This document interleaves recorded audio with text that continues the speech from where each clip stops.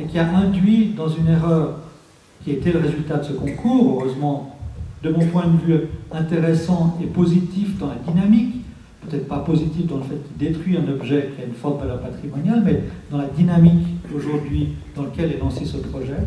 Et je pense qu'aujourd'hui, on doit réfléchir sur cette adéquation à la fois du politique, de l'administratif, des architectes eux-mêmes, à vouloir travailler sur des images, à vouloir communiquer avec les images et pas avec les éléments qui en font l'essence même, à savoir comment est-ce qu'on habite un lieu, comment est-ce qu'on occupe un lieu, et quelle relation on a avec ces murs, avec ces structures, avec ces territoires ou ces bouts de territoire. Deuxième leçon de ce résultat du concours, c'est que c'est l'engagement d'un processus. Et pour moi, je me bagarre et je lutte quotidiennement, on peut le dire presque, pour faire entendre effectivement la nécessité d'un accompagnement. Ce n'est pas parce que la halle va être démolie, que la question patrimoniale est évacuée pour autant. Au contraire. Et je pense que la question que j'essaie de défendre et que petit à petit, elle commence à se faire jour dans la tête des autres partenaires de ce projet. C'est pas très simple, c'est très compliqué, il y a beaucoup d'enjeux, il y a beaucoup d'acteurs, il y a beaucoup de partenaires. Mais c'est quand même la nécessité, effectivement, d'imaginer qu'un conservateur du patrimoine, il peut aussi avoir non seulement des idées sur la façon dont une partie de cette mémoire vient s'inscrire dans la suite d'un projet et dans la dynamique de l'histoire. C'est ça qui est le plus important finalement. Encore une fois, c'est comment est-ce qu'on habite ce lieu, quelle relation on a avec ce lieu.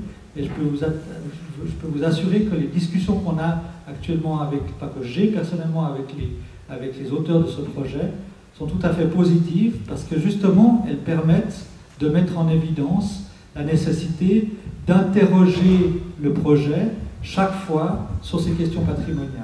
Et je pense que, loin de la table rase, ce projet aura peut-être comme conséquence qu'effectivement, l'usage de ce lieu, qui va être totalement modifié par rapport à ce qu'il est aujourd'hui, eh bien, il conservera quand même des éléments de son patrimoine, et que c'est ça qui est le plus important.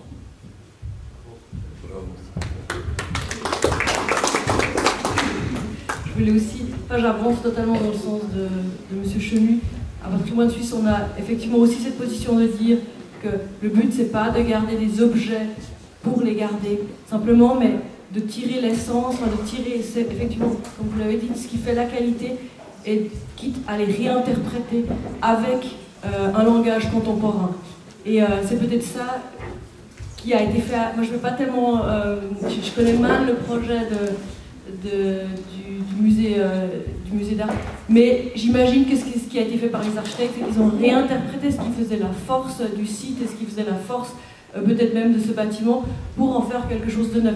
Et je crois que c'est ça, vraiment le patrimoine, c'est simplement se laisser inspirer par ce qui est là, par les traces qui sont là, et puis de se dire, il y a eu quelque chose avant, il y aura quelque chose après, ce qui après est peut-être différent, peut-être pas, mais en tout cas, il y a une continuité dans la démarche, il y a une continuité, et peut-être simplement, c'est ce que Snodzy appelait,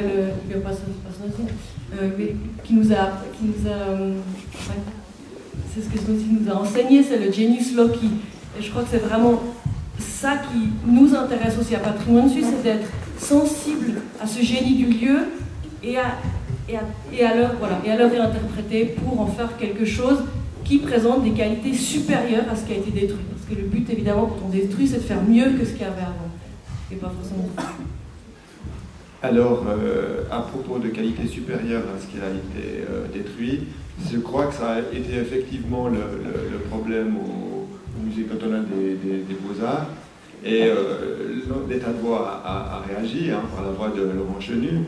Et nous, comme concurrents, on est peut-être aussi habilités à réagir et on dépensé 250 000 francs sur cette question-là, avec des bases qui étaient, je pense, en fait, problématiques. Et là, vis-à-vis de l'autorité, on est un peu chagrin, nous autres, parce que le programme n'était pas plus intelligent que nous. Et disons, cette leçon nous a coûté à tous et à toutes pas mal d'argent et d'efforts.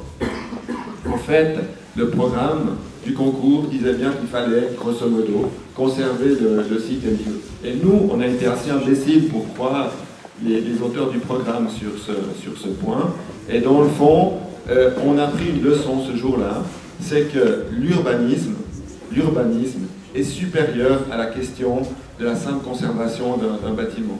Et en fait, nous, on peut vous dire qu'on a dépensé l'argent qu'il fallait pour vous répondre, madame, c'est que le projet a gagné parce qu'il a eu l'intelligence de démolir ce bâtiment et de libérer d'abord un espace public, parce que le vide dans une ville est plus important que le plein. Et ça nous a coûté fort cher cette leçon qu'on connaissait déjà, tout le monde nous l'avait dit. Mais là, on l'a appris sur le lieu et en place. Donc on peut vous dire, c'est pas par hasard que ce projet a gagné.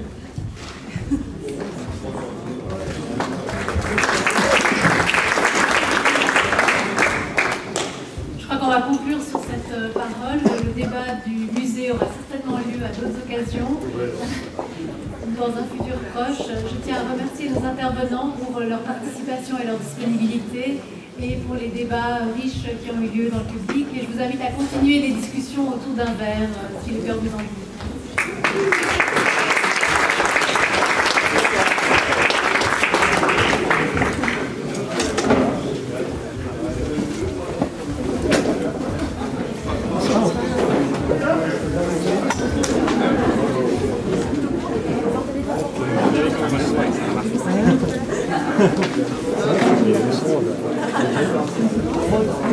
C'est comme le jour quand je suis allée au Civis et j'avais acheté un wrap à McDo à la forêt.